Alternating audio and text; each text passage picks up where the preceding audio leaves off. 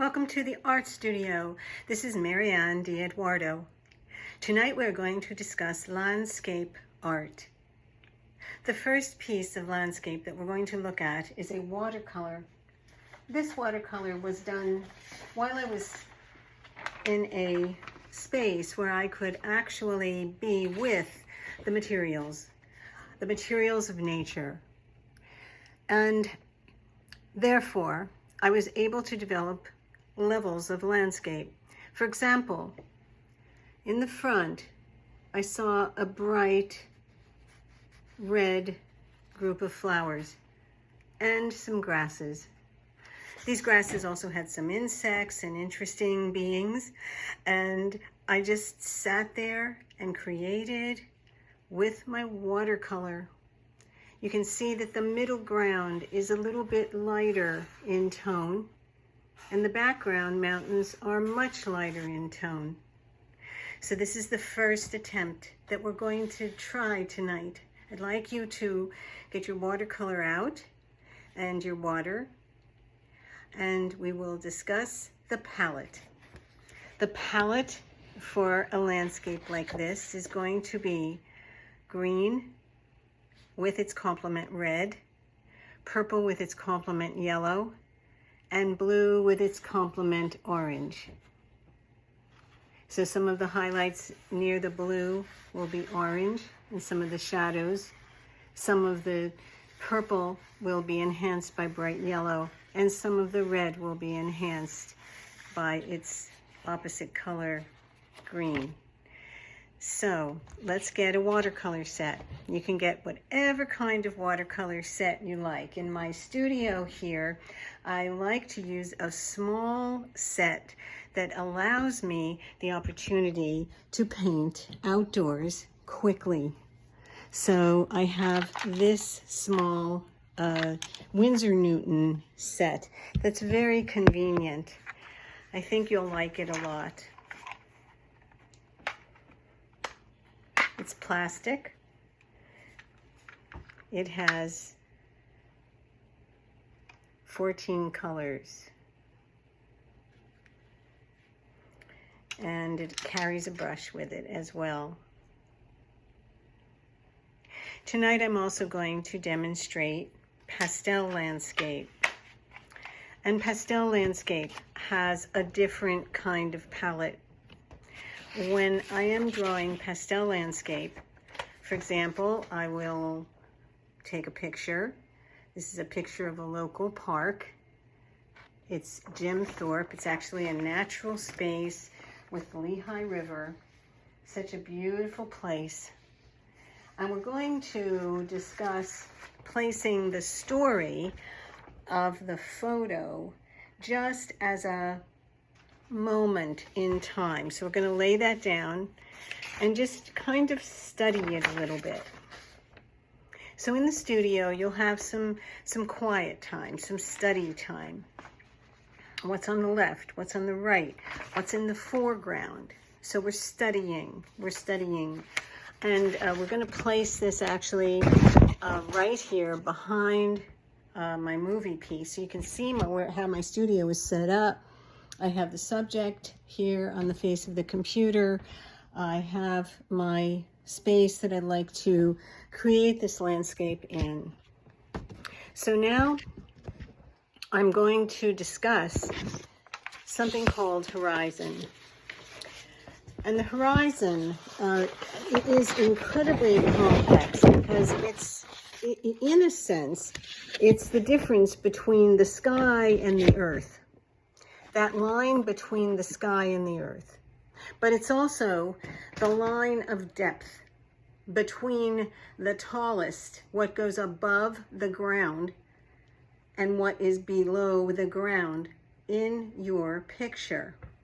So perhaps we can see how Van Gogh would teach us this. There's a middle horizon in a picture like this one. And this is in the Museum of Modern Art in New York City by Vincent van Gogh, and it's called The Olive Trees. So we're thinking about this.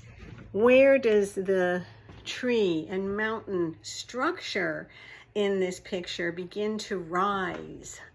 And where does the water come in? And how can we see this in the picture plane?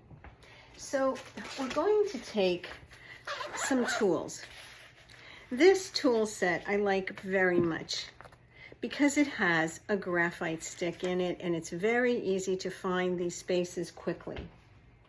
I'm going to take a 9 by 12 tablet that I am going to approach the drawing of this space with. As I look at my picture, I can see that I want to have some foreground. My foreground is going to begin with an actual birch tree that is going to pull up from the base of the picture plane. That birch tree has a trunk that goes up and then allows me to have some branch movements above it. The birch tree has different components, different shapes, and we're observing those. And this is called the foreground. There are some branches that crisscross over.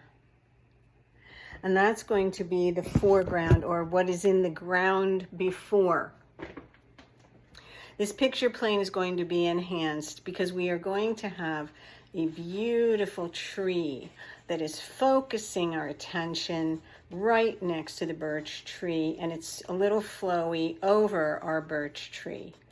And it's really, really beautiful. So we have this one, this big tree. And here's the picture. You can see where that idea is coming from. From this idea, then we are going to move into the space that is below that. There are some tree tops below that, and they're still in the front, and I want to put them across the front of my picture. And then on the other side, I have a lower to the ground, very, very beautiful outline tree.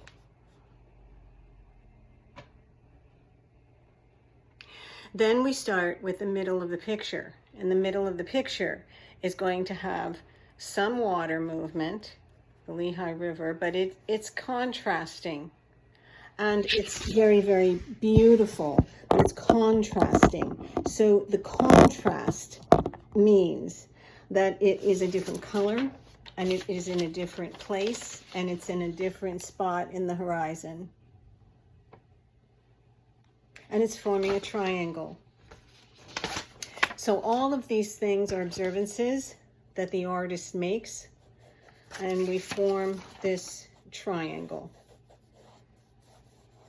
The triangle of the water.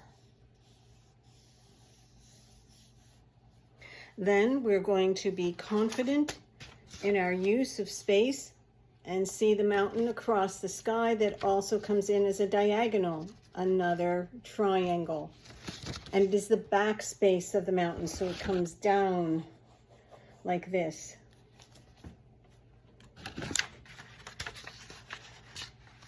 And then we have a city, and the city has some churches, some buildings that we'll put into our space, and we'll create the foreground of that part, which is also some trees that are growing up and down this way. So we have our space. This is how we start a landscape. I hope you have a great day.